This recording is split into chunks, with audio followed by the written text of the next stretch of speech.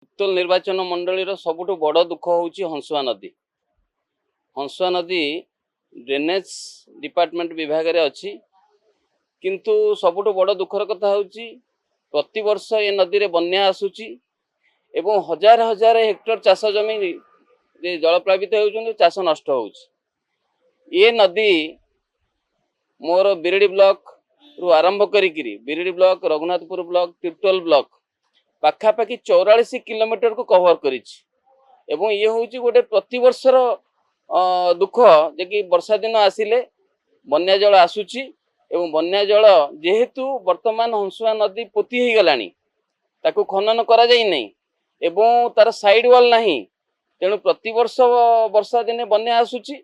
से बन्या जेहेतु साइड वाल नथिबा जोगु चाष जमी को जलप्लावित करुछि एवं हजार हजार हेक्टर चाष जमी नष्ट करुछि।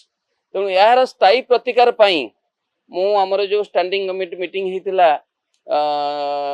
डिजास्टर मैनेजमेंट मीटिंग हेतिला, डिजास्टर मैनेजमेंट कमिटी मीटिंग हेतिला, मु माननीय मुख्यमंत्री मोहन माझी को ए विषय अवगत करैथिली एवं एसआरसी को मध्य लिखित आकारे जणाइथिली जे यार गोटे स्थायी प्रतिकार करा जाऊ, किंतु ए पर्यंत करा जाई नै। आज देखिए आपण मैंने जगतसिंहपुर जिलार रघुनाथपुर ब्लॉक रे चाषी भाई मैंने आंदोलन करुछंती, बिरडी ब्लॉक रे आंदोलन करुछंती एवं तिर्तोल ब्लॉक रे आंदोलन करुछंती एवं जगतसिंहपुर जिले में मध्य आंदोलन करा जाउची सेही हंसुआ नदी नेइकरी। तेणु मु आज 0 आवर रे सरकार को अवगत करैली जे यार गोटे परमानेंट सॉल्यूशन करा जाऊ एवं सबुठ बड़ कथा होची जो चाषी भाई मानकर चाष जमी एते जलप्लावित हेची एवं धान चाष नष्ट हेची सेमानकु तुरंत क्षतिपूरण दिया जाऊ।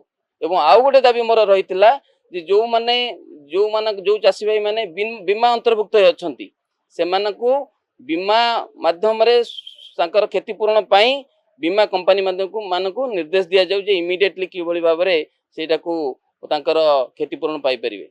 तेणु यह जेहेतु गोटे इम्पोर्टाट इश्यू मु आपनकर गणमाध्यम माध्यम रे सरकार को अवगत करिया पे चाहूची, यह गोटे स्थायी प्रतिकार करा जाऊ, चाषी भाई मानकर समस्या को दूरी करा जाऊ।